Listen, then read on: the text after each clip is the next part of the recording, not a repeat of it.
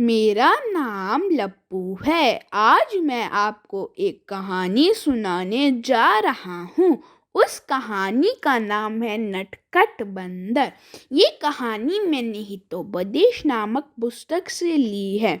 अगर आपको ये पुस्तक चाहिए तो मैं आपको इस पुस्तक का लिंक डिस्क्रिप्शन बॉक्स में दे दूँगा। तो चलिए हम अपने कहानी को आरंभ करते हैं। मगध देश के धर्मार्यन एक पास सुभद्रथ नामक कायस्थ के एक मठ बनवा रहे थे। मठ के बाहर ही एक और लकड़ी का काम करने वाले बड़ी लगे हुए थे, जो लकड़ी के तख्ते चीर उनसे मठ के दरवाजे आदि तैयार कर रहे थे। वहीं पर जंगल से निकलकर बंदरों की एक टोली आ गई, जो खाने की तलाश में इधर उधर भटक रहे थे। नई इमारत को बनते देख वे वहीं पर रुक गए। सब बंदर उस बनी इमारत में खुलकर उधम मचाने लगे। इनमें से एक बंदर बहुत ही अधिक शरारती था। वह इमारत से निकलकर वहां आ गया जहां लकड़ी का काम हो रहा था। दोपहर के समय लकड़ी का काम करने वाले सारे लोग खाना खाने चले गए।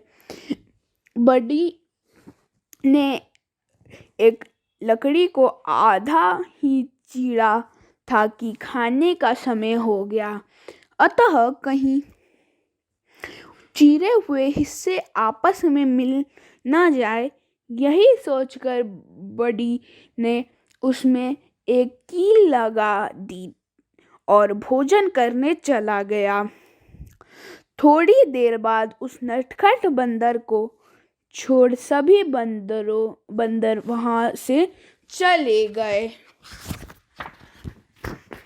बंदर ने जब देखा कि वहां दूर दूर तक कोई नजर नहीं आ रहा, तो वह उसी स्थान पर पहुंच गया जहां पर बड़ी ने एक मोटे लट्टे को बीच में से चीर रखा था। बंदर उस चीरे हुई लकड़ी के बीच में फंसी कील को निकालने लगा, लेकिन जैसे ही इन लकड़ी के दो पार्टों के बीच में से बंदर ने लंबी कील निकाली, वैसे ही वह दोनों टुकड़े फिर से आपस में मिल गए।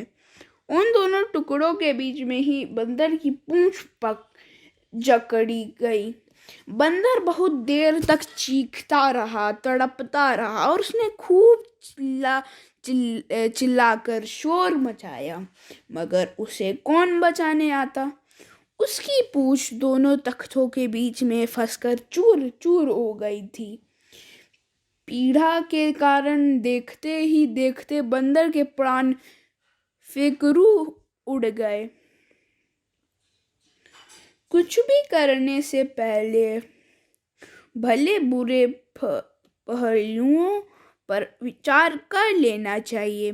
बंदर नटखट होते हैं, यह ठीक है, लेकिन ऐसा उच्च श्रृंखलात किसी काम की एक प्राणों पर ही आ बने। धन्यवाद।